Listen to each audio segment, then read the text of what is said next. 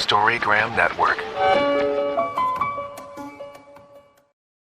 Hi, I'm Jeff Davis. Thanks for listening to this On the Wine Road podcast as we make our way to Calistoga, Napa Valley.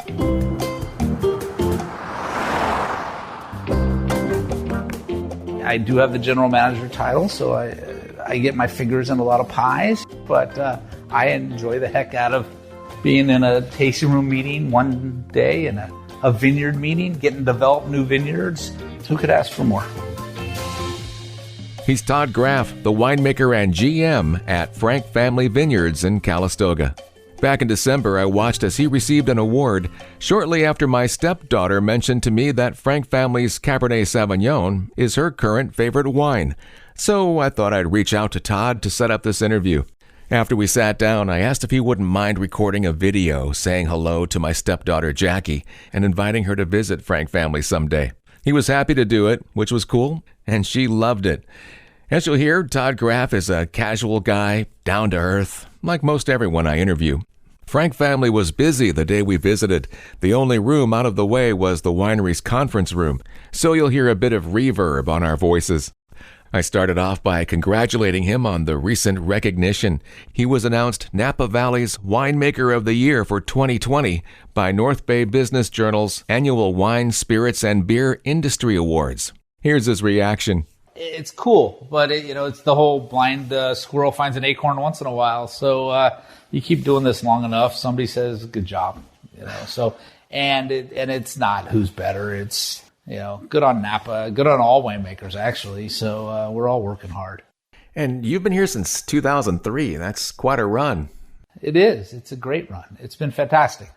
Some days it seems like longer. Some days it seems like yesterday. So winemaking's pretty cool. So we're lucky. And the Franks have been fantastic. It's a great partnership. From what I've read, you've elevated every aspect of the winery, from vineyard estate purchases to achieving Napa Green certification.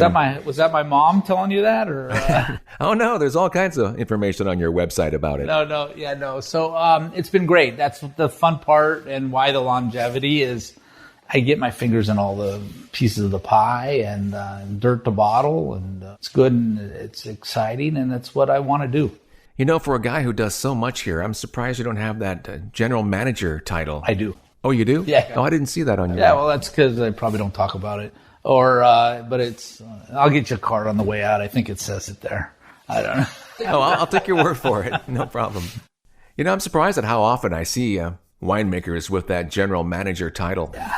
So it's just a matter of who's on campus all day and who gets to. I'm just a lifeguard. I'm just a lifeguard around the pool, making sure everybody swims safe. I've been featuring Wine and Spirits magazine on my show the last 5 years or so, and Frank Family is always appearing well and consistently on their annual restaurant poll. No, it's cool. And that's a national poll, too. It is. No, we're very excited about that. And we, 10 years ago, we might have popped up at, it's a top 50, right, or something. We might have showed up at 38 or something. It's like, who even knows we exist? And then all of a sudden went from 38 to 20 to 10 to top 5. And it was like, holy cow. So we're really excited about that. And we take it to heart and very proud of that. Do you attribute that to people who come here to visit, or? Well, the wine and spirits pool is restaurants, basically. Yeah, coming here, but then going out to dinner. And yes, ordering. no, so a little bit of it's not a secret, but our success is that snowball rolling downhill. When we started, before me, in the 90s, we were a tasting room only winery, and we were a shed. So this super cool room we're in now, and this facility we have now didn't exist. We were a falling down shed that you could buy wine out of. And then in 2003, we said, let's go to California. If California works, let's go to Nevada. Let's go to Arizona. And we moved ourselves from west to east. And the people that were buying the wine here started seeing it in their home markets. So they'd buy it. And then the people in their home markets started seeing it when they came out to Napa. They'd come visit us. And then again, thus the snowball just started rolling downhill, and we were fortunate to keep up with it. We were just stay ahead of it. I don't know if we kept up. We stayed ahead. Yeah, just keep making more. Yeah, and trying to make it the same way. Because, I'm a winemaker at heart, we're a business, but at the end of the day, I'm still a winemaker. I want to make the best possible wine. And so if we make a little more of it, that's good. Sure. So we can't just make more just to make more. We got to make it the same way we did. Do you want to say how many cases you're producing? Sure. We target 150, 170,000 cases. That's still considered, that's not large, but like medium? Medium Napa, yeah. So we're not just a little kid anymore. Well, yeah, that's no wonder you're showing up well in the restaurant poll. Yeah. Backing up to the beginning, you attended Santa Rosa Junior College. Yes. Then you went on to UC Davis, where you received a degree in plant science and viticulture in 1984. Yeah. And shortly thereafter, you traveled the globe. Well, sort of, yes, yeah. I mean, I knew I had wanderlust in my head in college, but I came to Napa first. I didn't have any money, so I had to work 2 vintages to save money to buy that plane ticket to go travel. And then once I could afford a plane ticket, then the world was my oyster. So I worked in Napa. I worked for Joseph Phelps right out of college for a year and a half, saved up every dime I could, and bought a plane ticket. And then worked, bought another plane ticket, worked, bought another plane ticket. And then I had, because of Phelps also, so it seems easy, but I made great connect. I mean, I met a person from Australia. I said, hey, come work for, I met a person in France. Come work for us. And so you make these lifelong friendships. I saw you went to Portugal as well. That was a Schramsberg deal. So when I returned from my year abroad backpacking and working, I actually had to get a job. So Stag's Leap hired me as the assistant winemaker, and which was an assistant, right? Yeah. Well, it was glorified assistant. So that was my title. But I'd rack 10 barrels, go do a lab analysis, come back, rack 10 barrels, go do a lab analysis. It was great. So first of all, it was fantastic for a young kid. But then wanderlust got in my head again, and Schramsberg was hiring for an assistant winemaker here, but a winemaker for a winery they wanted to start in Portugal. Nice. So I raised my hand, and somehow they picked me. And next thing I know, I'm on a plane to Portugal every 2 months doing the fly winemaker gig for 5 years, making wine in Portugal. 5 years. And then right across the road here at Schramsberg. To this day, I'm still a big fan of. What's cool, I'm a big fan of all the wineries I've worked for. Portugal was via Schramsberg and more sparkling. Yeah. What region were you in? The Douro. So the Alta Douro, actually, pretty high up. It was fun. If I was, Alta Douro was pretty remote. If I was probably more in a central area, I'd probably still be living in Portugal to this day. It's very much like California. Even up there, that far north? No, that's pretty isolated up there. Well, yeah, so I mean, it's California if you want to go up to, Calaveras County or something, up there. But it's beautiful, but isolated. But along the coastline, Porto, San Francisco, Lisbon's LA, the beaches in the south are warm. The beaches in the north are rocky and cold. Yeah. They got a mountain range that separates it from the next, where we have a state, they have a country. So that all sets the stage for everything, all the travel sets the stage for everything. That's one thing about winemaking and viticulture that I envy. Getting to travel the world, make some money wherever you are, then move on. During his time at Schramsberg, he developed a taste for sparkling wine. I asked if he brought that same style to Frank Family. The style, sure. So this facility was the old Hans Cornell facility. So we're going to date you guys to see how Hans Cornell was one of these early Napa Renaissance men who came here in the 50s to start making wine. And he had a great run until the early 90s. And his business kind of got upside down, and don't know all the details. But anyway, the bank took over. Rich Frank bought this property from the bank. But this facility had a history of sparkling wine. So it was here, and then during Frank family's tenure before me, nobody ever made, they were winemakers, but they weren't sparkling winemakers. And so I was the first one that made sparkling wine. So I kind of took over the style and made it more Californian with the French influence. I mean, I'm a huge fan of champagne.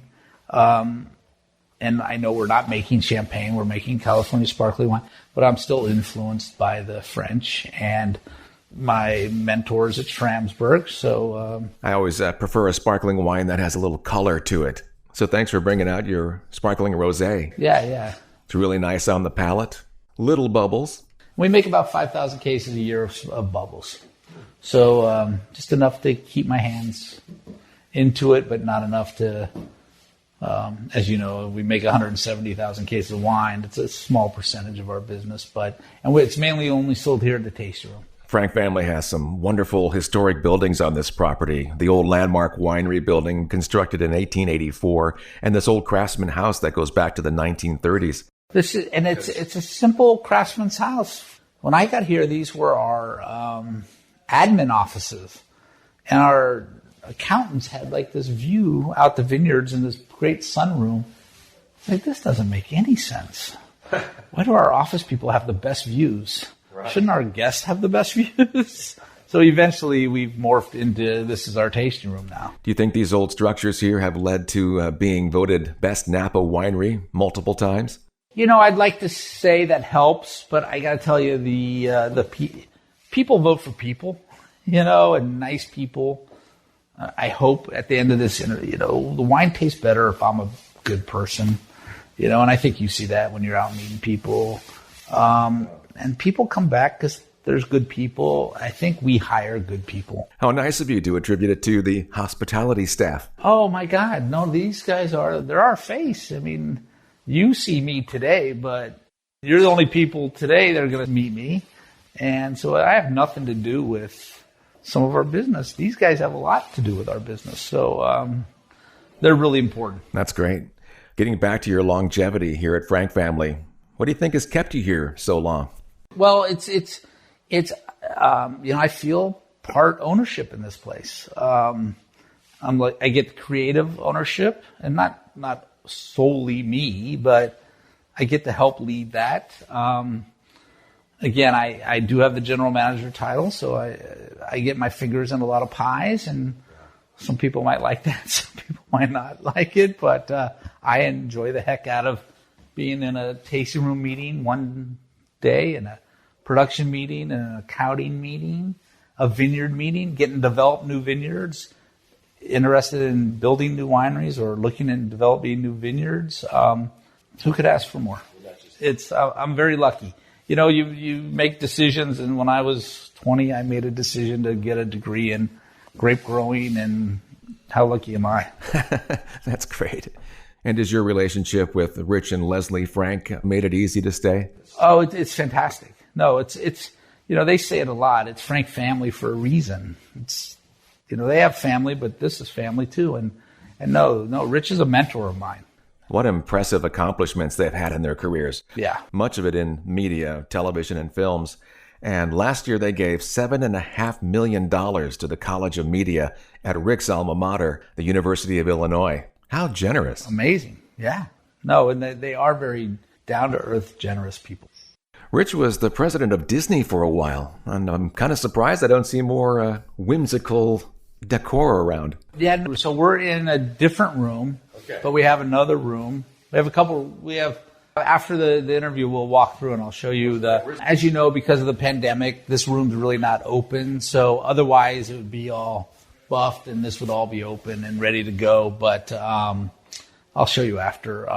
But no, Rich's history is total about, we have, we don't have clients. We have guests, and it's a Disney style.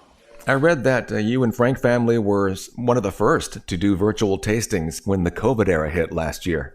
We did, and I'm not sure first, and that's good if we are. But we did do a real good job at it. And this is where Leslie's been running the show. Obviously, from her television background, she's a natural, or she worked to become a natural because she's really good at it. And we've partnered with some really good companies to make this interesting, and we tried to bring the winery to the customer. Well, and that was the only way you could do it. Yeah. Thankfully, I've heard of many wineries who had great support from their club members and online purchases. So our e-commerce, we have a very successful tasting room here, and we're very proud of it, what we've built. Tasting room of the year, several years in a row. Really cool. Well, all of a sudden it's shut off. It's just closed. And we switched that business to e-commerce and did better. And you probably had no idea that would happen. Oh, well, the day they said you had to close, we were probably all shuddered in the fetal position going, what are we going to do? And then the morning we woke up and go, let's just go this direction. And again, to the Franks, it all starts at the top. But to Liam Garrity, who runs the DTC section here, everybody just, put on their big boy pants and put on their boots and said, we got to make this happen. And if you would have asked us a year ago how it was going to be, we weren't so confident.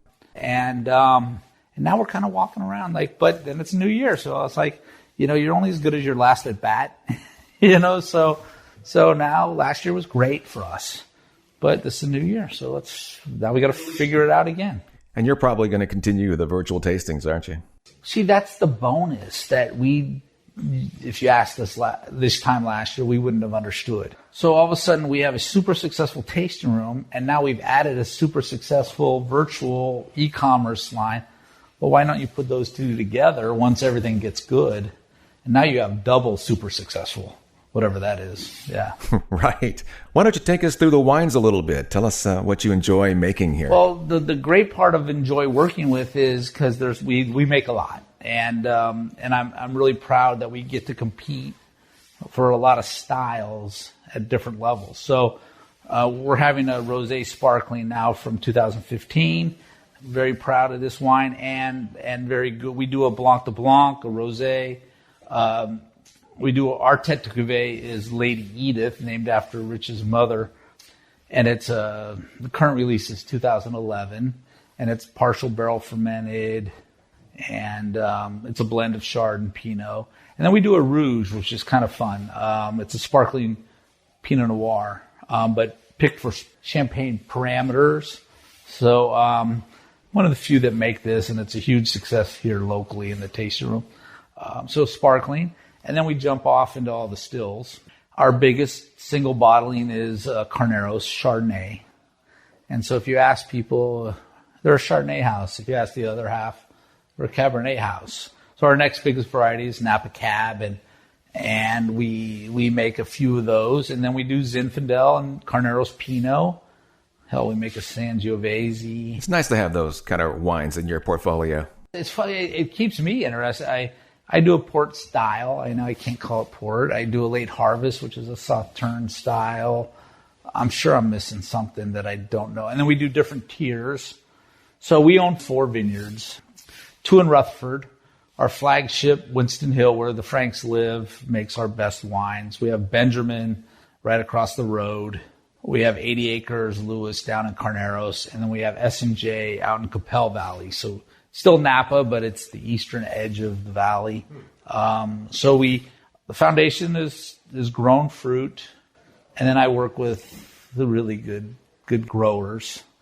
So I work with the San Giacomo family on the Sonoma side, and then their counterparts on the Beckstoffer family, which borders our property in Carneros, and then a 9 Iron from our property in Rutherford is their property. And then we've worked Lee Hudson and Carneros, a lot of mom and pops. So it's really about vineyard sourcing and location. Absolutely, yeah. So do you and the Franks have any big plans for 2021? It's a good question. We're kind of figuring this out as we go. So California in general, Napa and Sonoma in particular, we got stung last year with the fires, and we did. So 2021 is going to be a rebound year.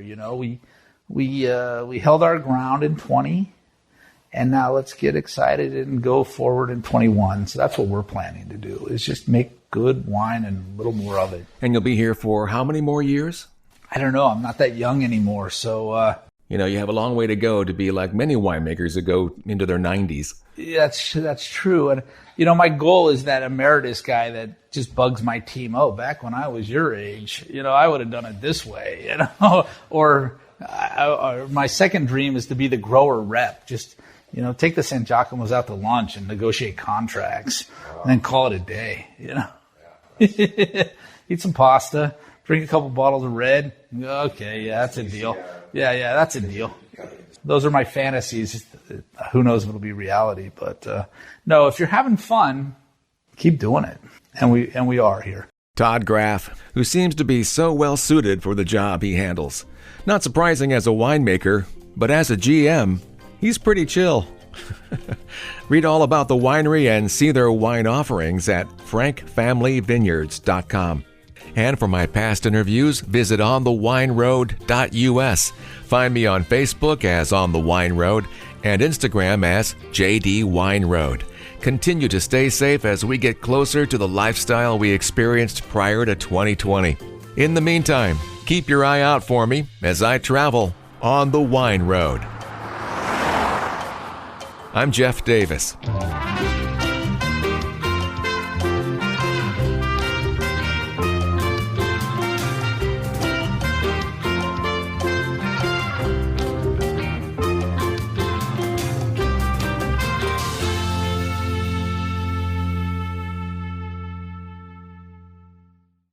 Hosting for this podcast is generously provided by Transistor at transistor.fm.